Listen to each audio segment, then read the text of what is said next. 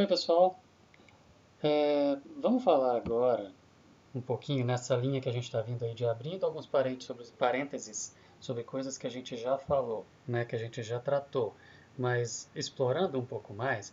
Eu comentei no módulo anterior, quando a gente estava falando sobre crossing over, que a gente ia conversar um pouquinho mais agora na sequência sobre mapas cromossômicos usando aquele conhecimento que a gente adquiriu ali explorando um pouco mais sobre crossing over, né, sobre a recombinação entre os genes aí, onde a gente viu que não necessariamente os genes têm que estar em cromossomos diferentes para eles poderem segregar de forma aleatória, de forma independente, como Mendel previu, né, demonstrou, porque mesmo estando no mesmo cromossomo, mas estando distantes um do outro, acontece recombinação em um percentual deles, não todos, né? Não em todas as cromátides, como a gente viu, mas em um percentual você vai ter recombinação por causa do crossing over que pode acontecer no meio, entre aqueles dois genes ali mesmo estando no mesmo cromossomo. Então eles não estariam ligados, né?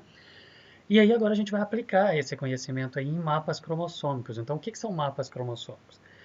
É diferente. Falar de mapa cromossômico é diferente de falar de sequenciamento de DNA. Por mais que a gente saiba que um cromossomo é uma molécula de DNA toda compactada, enrolada, presa ali junto com as proteínas, né, as histonas, é, elas estão compactadas naquele cromossomo. E se você, falando a grosso modo, se você desenrolar um cromossomo, você tem uma fita de DNA. Essa fita de DNA sendo sequenciada, você vai falar com precisão onde está cada base. E se você identificar o gene, você vai falar exatamente onde começa e onde termina o gene, ou seja, começa na posição 1794 do cromossomo número 1 e termina na posição 2000, ok? Então, um sequenciamento de DNA ele vai dar a posição precisa, absoluta de um gene. Só que existe um outro trabalho que também é feito e útil também, dependendo da aplicação que você vai fazer, que é montar mapas cromossômicos, não sequenciamento de DNA. E nos mapas cromossômicos, como você pode ver aqui, você vai colocar também a posição dos genes, a ordem dos genes no cromossomo. Para todos os efeitos, essa ordem dos genes é também no DNA, porque se você desenrolar o DNA, você tem ali a mesma ordem.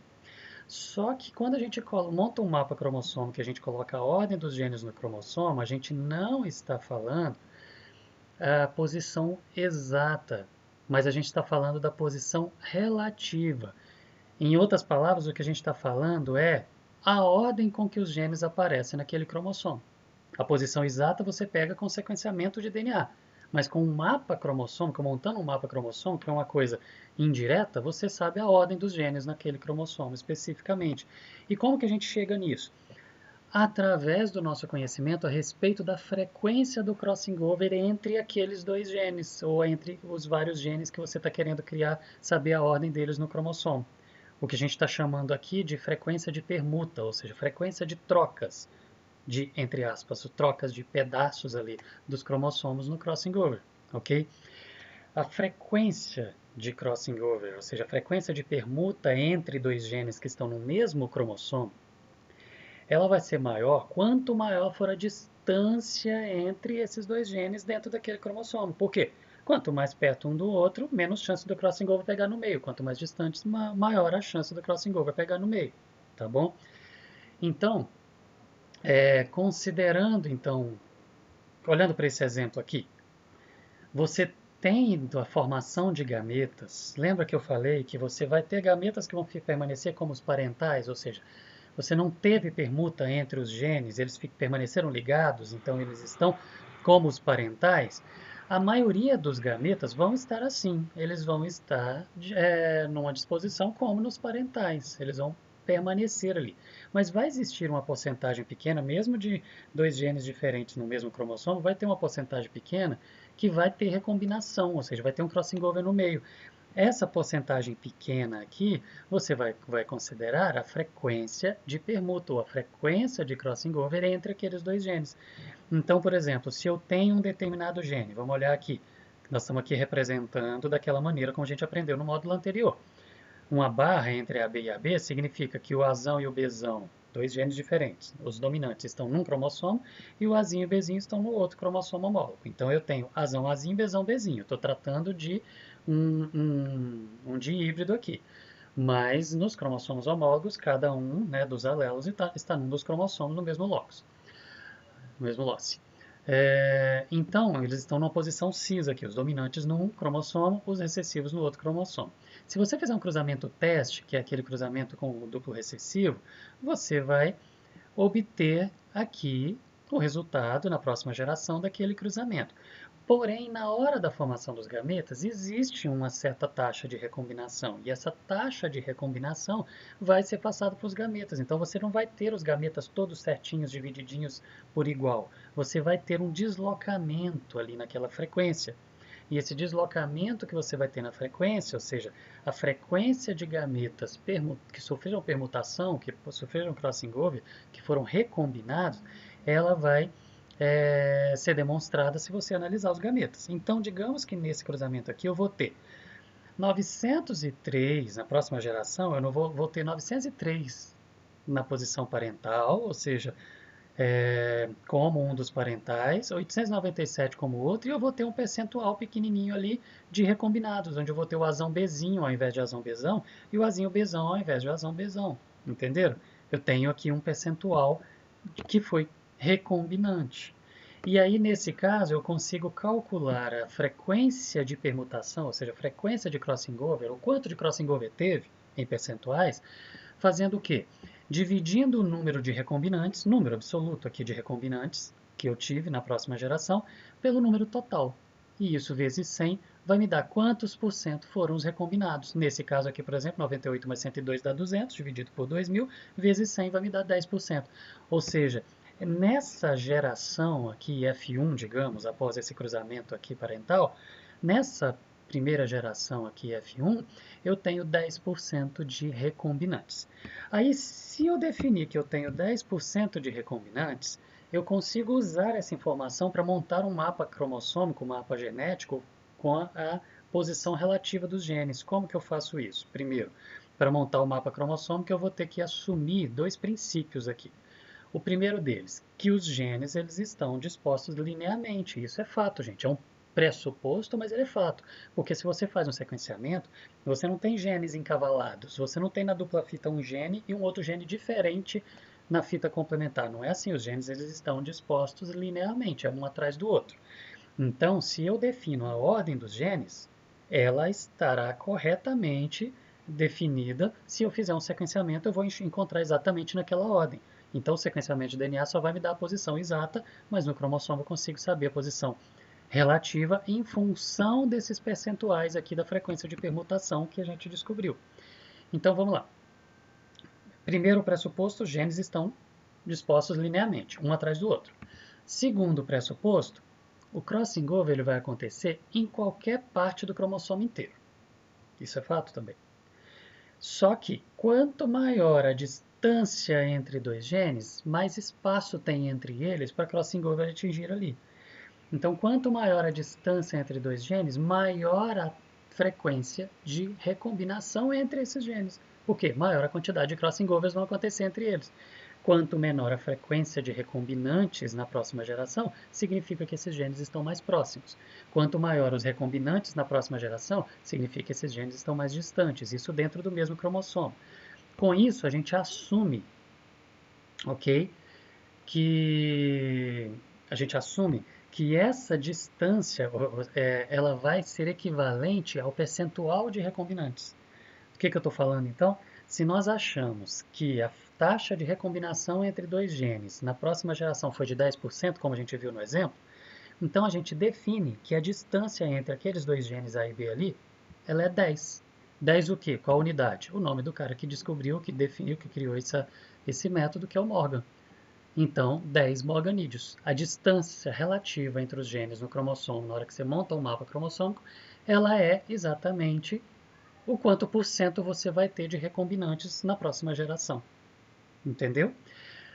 E aí, como que você monta um mapa? Fazendo os cálculos. Entendeu? Fazendo os cálculos relativos e posicionando isso. Por exemplo, Digamos que a gente olhe para, a gente queira definir a ordem dos genes A, B, C, D num cromossomo X aqui, qualquer, num cromossomo qualquer, tá? Nós sabemos que entre os genes D e C eu tenho 23% de recombinantes. Então, como eu defini que Morgan é a distância e é o percentual, mesma coisa, então se eu tenho 23% de recombinantes na próxima geração entre os genes D e C, quando eu analiso os gametas, significa que entre o D e o C eu tenho uma distância de 23 morganídeos, ou seja, 23 unidades. Então, uma distância de 23. Só que entre o gene D e o B, eu tenho uma distância de 13. Por quê? Porque eu tenho 13% de recombinantes só. Então, se eu tenho um número maior de recombinantes entre o D e o C estão mais distantes um do outro. Se eu tenho 23%, se eu tenho 13% de recombinante entre o D e o B, significa que entre o D e o B eu tenho uma distância de 13. Então, ela é menor do que entre o D e o C, ok? E entre o A e o C, eu tenho 15% de recombinantes. Ok? Então, do C até o A tem uma distância de 15. Quando eu distribuo isso dentro de um pedaço do cromossomo, eu consigo saber que entre D e A tem 8, porque é só fazer a diferença, entre o A e B eu faço a diferença, entre o B e C eu tenho 10. Eu monto todo o mapa aqui relativo em função da frequência de recombinantes.